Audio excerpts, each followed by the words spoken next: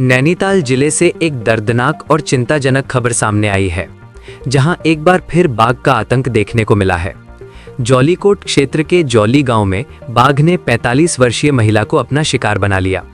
घटना के बाद पूरे इलाके में दहशत और आक्रोश का माहौल है। बुधवार दोपहर करीब 12 बजे हेमा पांडे नाम की महिला अपने पालतू जानवरों के लिए चारा लेने पास के जंगल में गई थी। इसी दौरान घात लगाए बैठे बाघ ने उन पर हमला कर दिया। हेमा के साथ जंगल गई अन्य महिलाओं ने किसी तरह जान बचाकर गांव पहुंचकर घटना की सूचना दी। सूचना मिलते ही ग्रामीण और वन विभाग की टीम मौके पर पहुंची।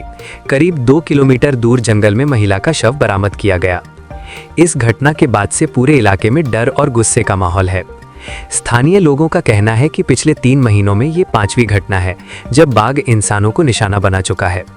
हालांकि वन विभाग ने इस दौरान 5 गुलदार और 1 बाघ को पकड़ा है, लेकिन इसके बावजूद लगातार हो रही घटनाएं लोगों की चिंता बढ़ा रही हैं। महिला पर दोपहर करीब 12 बजे हमला हुआ। टीम मौके पर पहुंचकर जांच कर रही है और आगे की कार्रवाई की जा रही है। घटना के बाद ग्रामीणों में भारी आक्रोश है। लोगों ने वन विभाग से जल्द आदमखोर बाघ को पकड़ने की मांग की है। लगातार हो रही इन घटनाओं ने एक बार फिर जंगल से सटे इलाकों में सुरक्षा व्यवस्था पर सवाल खड़े कर दिए हैं। अब देखना होगा कि वन विभाग कब तक इस खतरे पर काबू पाता है। आज बड़ी दुखद घटना भीमताल ब्लॉक में हुई है।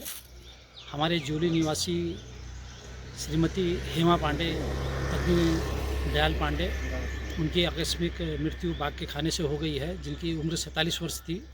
वास्तव में बड़ी दुर्घटना लगातार बढ़ रही हैं। ये 9वीं या 10वीं बाघ के द्वारा हमारे क्षेत्र में मारा गया है।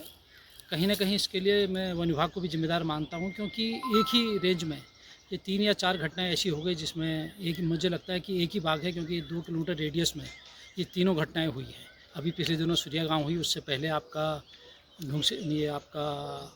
जून स्टेट में हुई, और पूरे ब्लॉक में माना जाए तो 9वीं या 10वीं घटना है। तो कहीं ना कहीं हम लोगों को भी थोड़ा इसके प्रति सचेत रहना पड़ेगा।